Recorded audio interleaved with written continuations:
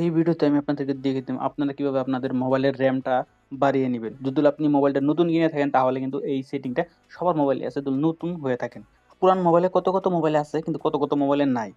যে মোবাইলে আছে তারা দেখে রাখুন, যদি থাকে তাহলে করবেন, না যদি না থাকে উপায় নাই। সো আপনারা সবার প্রথমে সেটিংটা করার জন্য সেটিং এ ক্লিক করবেন। তারপরে স্ক্রল ডাউন করবেন, করার পরে এখান থেকে আপনারা এই অপশনটা জাস্ট ক্লিক করে দিবেন। এই যে দেখতে পাচ্ছেন র‍্যাম আছে এখানে। এই র‍্যাম এন্ড স্টোরেজ আছে, এখানে ক্লিক করে দিবেন। ক্লিক করে দেওয়ার পরে এই জায়গায় দেখতে পাচ্ছেন আমার 103 জিবি লোড হয়ে আছে, 256 জিবি ইন্টারনাল স্টোরেজটা। উপরে দেখতে পাচ্ছেন র‍্যাম আছে, র‍্যাম 8 জিবি আছে, সেখানে আমার 4 জিবি মানে ধরেন রয়েছে, স্টোরেজটা হয়ে রয়েছে 4 জিবির উপরে রয়েছে। সো আমি এই র‍্যামের মধ্যে জাস্ট ক্লিক করবো। ক্লিক করার পরে এই জায়গায় দেখতে পাচ্ছেন 8 জিবি দেখাইছে, সেখানে এতখানি ইউজ করছি আমি।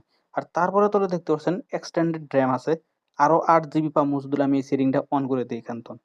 সো আপনার একটাই কাজ, যদি এটা থাকে তাহলে অন করে দিবেন, দেখবেন আপনার মোবাইলটা 8 জিবি আসাল এখন 16 জিবি হয়ে যাবে। তো আমি যদি এটা অন করে দিই তাহলে আমার মোবাইলটা 16 জিবি হয়ে যাবে। আগে 8 জিবি আসাল, আরো 8 জিবি যুক্ত হয়ে যাবে, তাহলে 16 জিবি হবে। সেরকমভাবে আপনি আপনার মোবাইলের র‍্যামটা বাড়িয়ে নিতে পারবেন। যদি ভিডিওটা ভালো লাগে তাহলে অবশ্যই শেয়ার করে রাখুন। আর এরকম ধরনের ভিডিও পেতে আমাকে ফলো করে রাখুন।